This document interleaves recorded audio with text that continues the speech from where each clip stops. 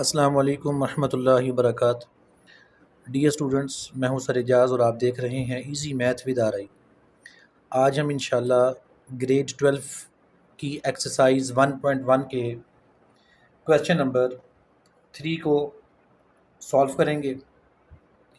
और question number 3 में हमसे जो रिक्वायरमेंट की जा रही है वो है एक्सप्रेस द फॉलोइंग। और इस एक्सरसाइज 1.1 के क्वेश्चन नंबर 3 के ए पार्ट में हमसे कहा जा रहा है कि the perimeter P of a square as a function of its area A. यानी हमारे पास एक स्क्वायर है और उस स्क्वायर का जो पेरीमीटर है हमने उसे एक ऐसे फंक्शन के तौर पर रिप्रेजेंट करना है जो कि एरिया की शक्ल में एरिया की बेस पर हो। तो अब इसमें सबसे पहले हम क्या करेंगे, हम इस बात को समझते हैं कि स्क्वायर बेसिकली क्या है। स्क्वायर हमारे पास 4 साइडेड एक ऐसी क्लोज्ड डायग्राम है जिसकी ऑल साइड्स इक्वल होती हैं। अब हम फ़र्ज़ कर लेते हैं कि इसकी तमाम साइड चूँकि इक्वल हैं, हम इसे एक्स का नाम दे देते हैं। तो अब पेरीमीटर को फाइंड आउट करने के लिए पहले तो हमें ये पता होना चाहिए कि पेरीमीटर कहते हैं किसको हैं। तो पेरीमीटर बेसिकली किसी भी क्लोज्ड फिगर की तमाम साइड्स के सम को कहा जाता है। तो अब एक स्क्वायर में चूँकि हमारे पास 4 साइड्स होती हैं, तो इसका मतलब ये हुआ कि अगर इन चारों साइड्स को हम ऐड कर लें तो हमारे पास पेरीमीटर निकल आएगा। तो अब हम यहाँ पर कहेंगे जी कि let X be the length of each side of a square. तो फिर पेरीमीटर जो है वो चूँकि चारों साइड्स का सम है, तो इसमें 4 साइड्स हैं, तो P इक्वल टू आ जाएगा हमारे पास 4x। इसे हम इक्वेशन नंबर 1 का नाम दे देंगे। और दूसरा जो चीज़ यहाँ पर पेरीमीटर के साथ इंटरलिंक हो रही है वो एरिया है। और एरिया कैलकुलेट करने का रूल होता है लेंथ मल्टीप्लाई ब्रेथ। तो चूँकि हमारे पास स्क्वायर की लेंथ और ब्रेथ सेम होती है, तो इसका मतलब ये हुआ कि जब हम इसका एरिया कैलकुलेट करेंगे तो area will be equal to length जो कि x है और ब्रेथ भी हमारे पास x है। तो हमारे पास a इक्वल आ जाएगा x स्क्वायर के। अब हमने चूँकि पेरीमीटर को एरिया की शक्ल में रिप्रेजेंट करना है, तो हमें यहाँ पर x की वैल्यू चाहिए और ये x की वैल्यू कहाँ से निकालेंगे, एरिया में से। और चूँकि x के ऊपर स्क्वायर है लिहाजा यहाँ पर हम दोनों तरफ स्क्वायर रूट लेंगे। तो taking square root on both sides हमारे पास x इक्वल आ जाएगा plus minus square root A के। तो एरिया चूँकि हमेशा पॉजिटिव होता है, वो नेगेटिव नहीं होता, इसीलिए x is equal to square root a आ गया। अब हम इस वैल्यू को पुट करेंगे इक्वेशन नंबर 1 के अंदर। तो हमारे पास perimeter P is equal to 4 as it is और x की जगह पर हम x की वैल्यू लिख देंगे विच इज़ स्क्वायर रूट ए। तो ये हमने perimeter in terms of area हमने रिप्रेजेंट कर दिया। अब हम चलते हैं अपने सेकंड पार्ट यानी बी पार्ट की तरफ। और बी पार्ट में हमने करना ये है कि हमने area of a circle as a function of its circumference हमने जैसे ए पार्ट में किया उसी चीज़ को सामने रखेंगे और सर्कल के एरिया को हमने एक फंक्शन के तौर पर रिप्रेजेंट करना है और उसे हमने इंटरलिंक करना है सरकमफ्रेंस के साथ। तो अब यहाँ पर बेसिकली 2 बुनियादी चीज़ें हैं। एक, हमें ये मालूम होना चाहिए कि सर्कल का एरिया क्या है और उसका सरकमफ्रेंस का फार्मूला क्या है। तो अब हमें यहाँ पर हम लेट कर लेते हैं, let R be radius of a circle.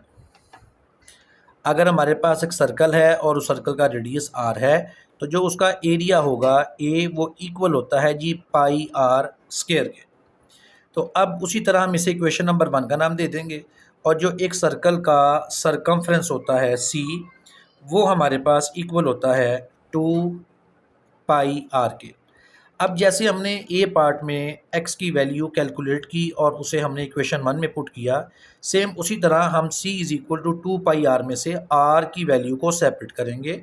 r हमारे पास आ जाएगा c/2π। तो अब हम इस वैल्यू को पुट करेंगे इक्वेशन नंबर 1 में, पुट इन इक्वेशन नंबर 1। तो हमारे पास area equal to pi as it is, और चूंकि r का स्क्वायर है तो हम c/2π का होल स्क्वायर लिख देंगे इधर। तो हमारे पास एरिया इक्वल आ जाएगा पाई मल्टीप्लाई c²/4π²। तो यहाँ पर हम इसको सिंप्लीफाई करेंगे और हमारे पास आफ्टर सिंप्लीफिकेशन पाई स्क्वायर से कैंसिल हो जाएगा और जो एरिया है वो आ जाएगा c²/4π। तो ये हमने इस तरह से एरिया ऑफ अ सर्कल जो है हमने उसे सर्कमफ्रेंस के साथ इंटरकनेक्ट करके एक फंक्शन की शक्ल में लिख दिया। अब हम चलते हैं अपने सी पार्ट की तरफ, और सी पार्ट में हमसे डिमांड की गई है कि हमने उसी तरह the volume v of a cube as a function of the area a of its base. अब हमने यहाँ पर एक क्यूब के वॉल्यूम को एक फंक्शन की सूरत में लिखना है, जबकि उसे हम इंटरलिंक करेंगे एरिया ऑफ इट्स बेस, यानी उसी क्यूब की बेस के साथ। तो अब जिस तरह पहले हमने स्क्वायर के बारे में हमने पहले पढ़ा और समझा, अब उसी तरह हमें यहाँ पर क्यूब के बारे में पता होना चाहिए।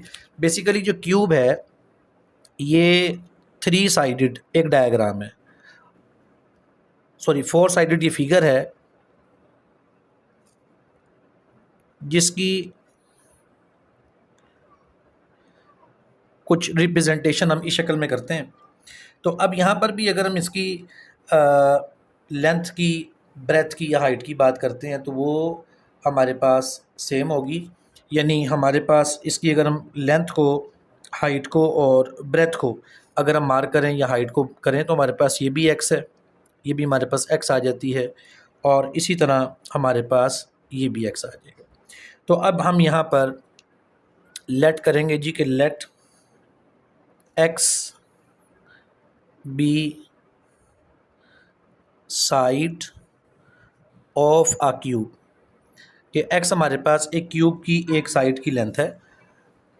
देयरफॉर अब जो वॉल्यूम है, वॉल्यूम होता है जी लेंथ ब्रेथ इनटू हाइट। तो उस फार्मूले के मुताबिक लेंथ भी x है, ब्रेथ भी x है और हाइट भी x है। तो हमारे पास v इक्वल आ गया x क्यूब के।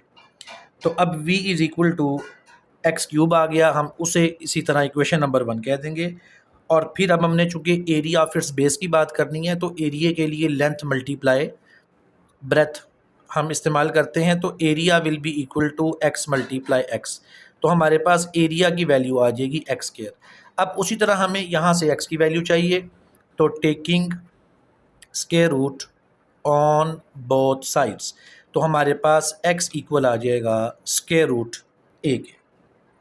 अब हम उसी तरह इस वैल्यू को पुट कर देंगे इक्वेशन नंबर 1 में, तो हमारे पास v इक्वल आ जाएगा स्क्वायर रूट a और इसका होल क्यूब आ जाएगा। तो अब हमें मालूम है कि स्क्वायर रूट बेसिकली जो है वो 1/2 के बराबर होता है और होल पावर 3 है, लिहाजा जो वॉल्यूम है उसकी वैल्यू निकल आएगी a⁻³